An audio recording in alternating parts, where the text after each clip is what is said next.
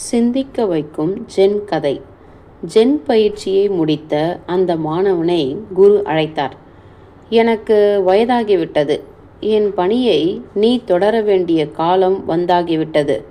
இதோ இந்த புத்தகம் 7 தலைமுறைகளாக குருவிடமிருந்து குருவுக்கு என்று தலைமுறையாக வந்து கொண்டிருக்கிறது. இதில் என் குறிப்புகளையும் சேர்த்திருக்கிறேன் என்று ஒரு புத்தகத்தை கொடுத்தார். புத்தகம் எதுவும் எனக்கு அவசியமில்லை, நீங்கள் சொன்னவை மனதில் இருக்கின்றன என்றான் மாணவன். ஆனாலும் இதை சும்மா வாங்கி வைத்துக்கொள்.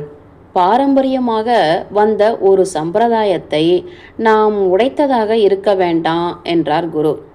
புத்தகத்தை வாங்கி கொண்ட மாணவன் அதை உடனே அடுப்பில் போட்டு எரித்தான்.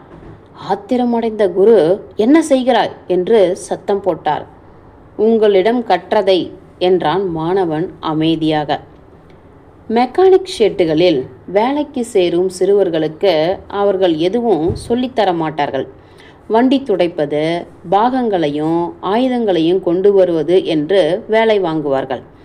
ஆனால் அந்த சிறுவர்கள் எவ்வளவு கற்றிருக்கிறார்கள் என்பது முதலாளி இல்லாத போது வண்டியை கொண்டு போனால் தெரியும். பாரதி ராஜாவிடம் எதையாவது கேட்டால் "See it on the silver screen" என்று மட்டுமே சொல்வார் என்று பாக்கியராஜ் ஒரு முறை பேட்டியில் குறிப்பிட்டிருக்கிறார். இத மாதிரி ஆசான்கள் அறிந்தோ அறியாமலையோ மிக சிறந்த சீடர்களை உருவாக்குகிறார்கள். ஜென்னின் கலாச்சாரமே அதுதான். விளக்கம் எதுவும் சொல்லப்பட மாட்டாது. அவரவர் தாங்களாகவே புரிந்து கொண்டதுதான். அவர்களும் மற்றவர்களுக்கு விளக்கியதே இல்லை. அந்த கலாச்சாரத்தை நாம் உடைத்து கொண்டிருக்கிறோம். சிந்திக்க வைக்கும்